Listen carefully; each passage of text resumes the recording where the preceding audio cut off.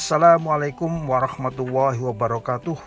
Hadir kembali kami di sini berbagi perihal apa itu yang dimaksud dengan bareboat charter.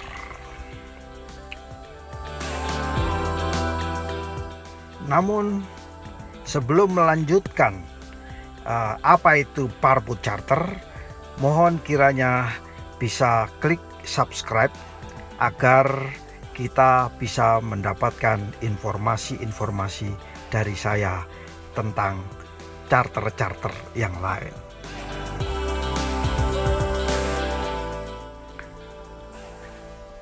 Kawan-kawan para praktisi maritim di Indonesia berbicara tentang bareboat charter, maka kita harus tahu makna daripada bareboat charter itu.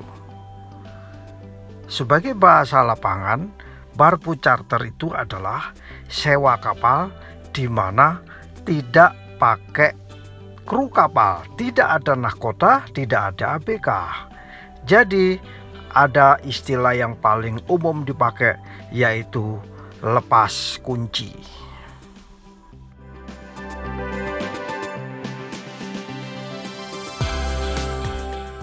Bareboat charter juga disebut sebagai demise charter. Di beberapa negara menggunakan istilah demise charter. Juga disebut sebagai satu skema kapal diserahkan untuk sementara kepemilikannya kepada penyewa secara legal, tetapi bukan menjadi kepemilikan secara pendaftaran kapal.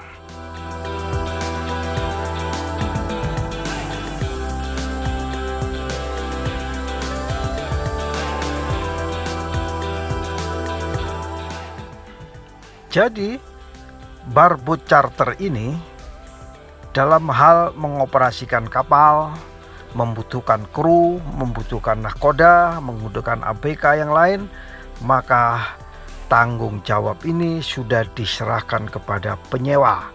Jadi penyewa harus mencari sendiri siapa yang mau dijadikan sebagai nahkoda, perwira, dan ABK yang lain.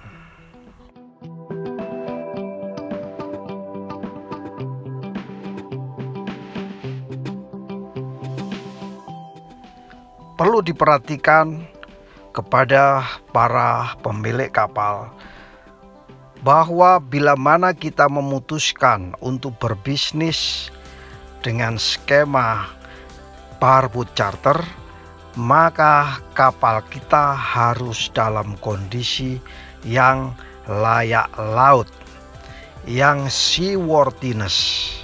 Jadi seluruh sertifikat kapal yang terkait dengan keselamatan wajib hukumnya bagi pemilik kapal untuk menyajikan dengan baik dan benar.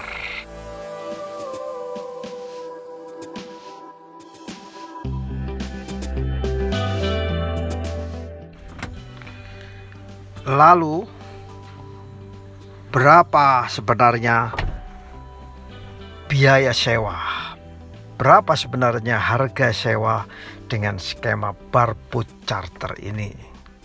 Setiap negara, setiap teritorial regional tertentu mempunyai tarif bareboat charter masing-masing.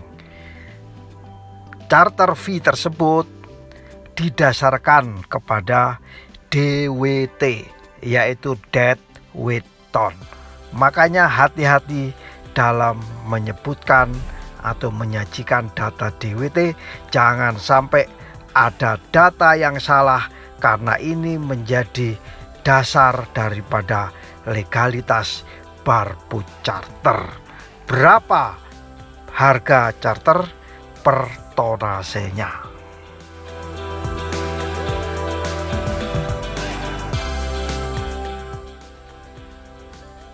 Lalu bagaimana cara pembayarannya?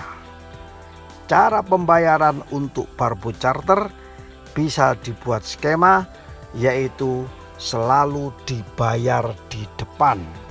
Biasanya dilakukan pembayarannya setiap bulan atau setiap awal bulan sebelum kapal itu dipakaikan.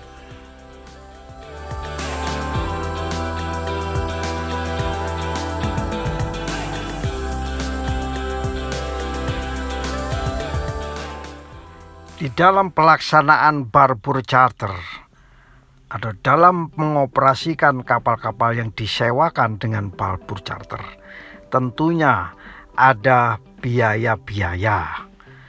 Biaya-biaya tersebut terkait dengan eksploitasi kapal itu, biaya penggunaan kapal itu, semua menjadi tanggung jawab daripada penyewa. Termasuk diantaranya yaitu bila kapal itu mengalami kerusakan dan dilakukan perbaikan-perbaikan, maka biaya-biaya perbaikan itu menjadi tanggung jawab dari penyewa. Termasuk bila dilakukan survei secara berkala baik oleh pemerintah maupun oleh badan klasifikasi, itu semua menjadi tanggung jawab penyewa.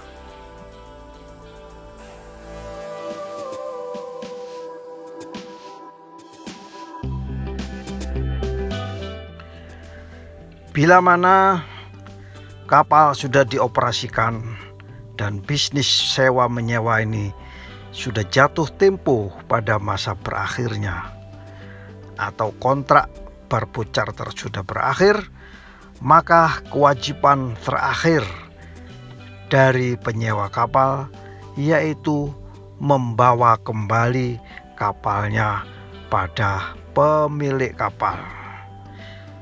Kondisi kapal harus dikembalikan pada saat kondisi kapal itu diserahkan kepada penyewa kapal. Bila terjadi kerusakan, maka agar diperbaiki terlebih dahulu.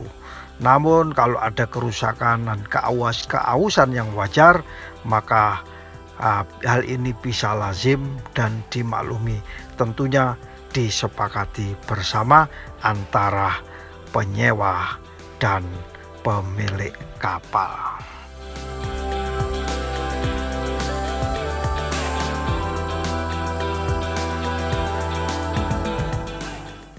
Ada satu lagi kewajiban yang harus dipenuhi oleh penyewa kapal, yaitu kapal harus diasuransikan. Namanya marine insurance. Hal ini juga bisa menjadi tanggung jawab daripada penyewa kapal.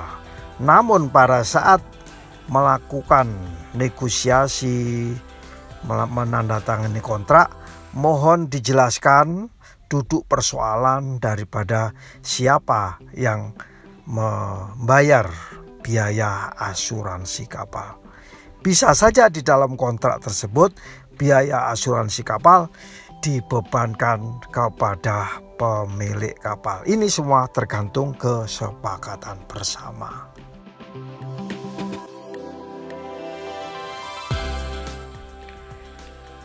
Di dalam perjalanan kontrak barboat charter ini, yaitu pihak pertama namanya pemilik kapal atau ship owner, dan pihak kedua adalah charterer atau penyewa kapal. Pada skema barboat charter ini masih dimungkinkan seorang penyewa kapal menyewakan kembali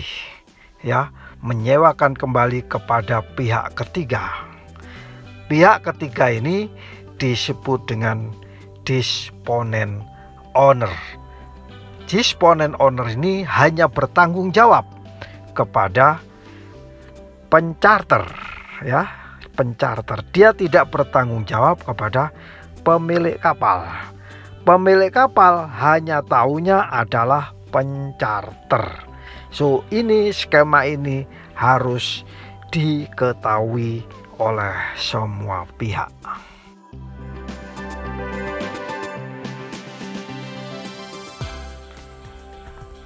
Dalam dokumen kontrak atau di dunia bisnis pelayaran kita kenal dengan istilah charter party. Di situ dikatakan seorang pemilik kapal menyewakan kapalnya dalam kondisi yang layak, yang seaworthiness, kemudian disewakan oleh kepada pihak penyewa kapal atau pencharter atau charterer dalam kondisi yang bagus selama waktu sekian lama.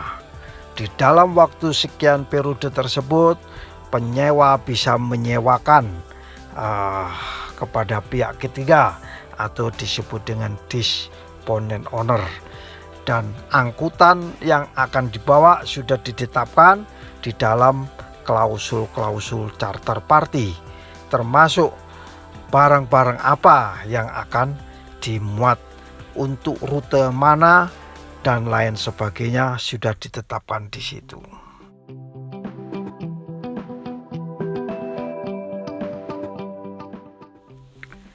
Di negara-negara di seluruh dunia, baik itu di Eropa, di Amerika, di Australia, dan di Asia, barboat charter itu relatif persentasenya lebih kecil daripada time charter. Jadi barboat charter biasanya jarang sekali digunakan.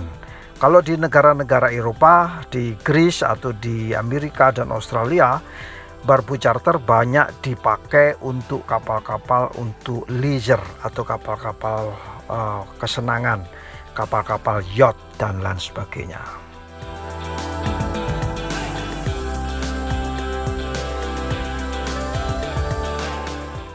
Demikianlah sharing kami singkat tentang barboat charter. Agar bisa mendapatkan sharing-sharing video kami yang lain, mohon kiranya bisa subscribe, like, dan komen. Insya Allah kami akan meresponnya.